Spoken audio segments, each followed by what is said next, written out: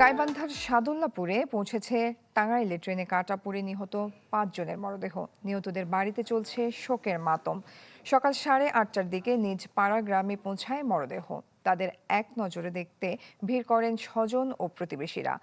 দর্শক, এই বিষয় নিয়ে আরো খবর জানাতে সেখান থেকে সরাসরি যুক্ত হচ্ছেন সহকর্মী আসাদুজ্জামান মামুন। মামুন, মরদেহ সেখানে পৌঁছেছে, সেখানকার পরিবেশ আমাদেরকে একটু জানাবেন।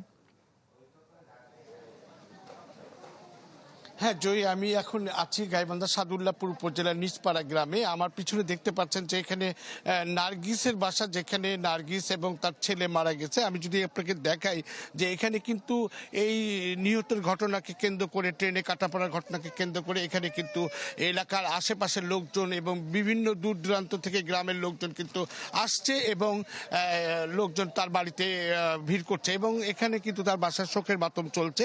তা আমি যদি জানাই আপনার মাধ্যমে, নিহত ৫ জনের মধ্যে একই পরিবারে ৩ জন রয়েছে। এর মধ্যে মা নার্গিস, ছেলে নীরব এবং নার্গিসের বিয়ান। পাশের গ্রামের যে ছত্রগাছা গ্রাম আছে, সেই জাকির মিয়ার স্ত্রী দোলা মিয়া। এছাড়া নিজপাড়া গ্রামের এই একই গ্রামের কিন্তু আজিজা রহমানের ছেলে এবং কি বুঝলেন ভাই? অনলি যেটাই চাই। এরা কিন্তু আপনার মারা গেছে। তো কিছুক্ষণ পরে কিন্তু আমি যেটা জানতে পেরেছি যে জোহরের নামাজের পরে তাদেরকে জানাজা শেষে কিন্তু তাদেরকে দাফন করা হবে।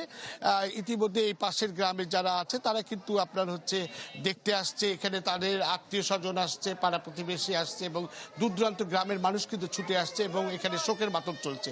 এই ছিল এখনকার মতো এখানকার সর্বশেষ খবর। ধন্যবাদ মামুন আপনাকে। দর্শক, টাঙ্গাইলে নিহত ৫ জনের মরদেহ পৌঁছেছে নিজ গ্রামে, সে বিষয় নিয়ে সবশেষ খবরাখবর জানছিলাম আমরা।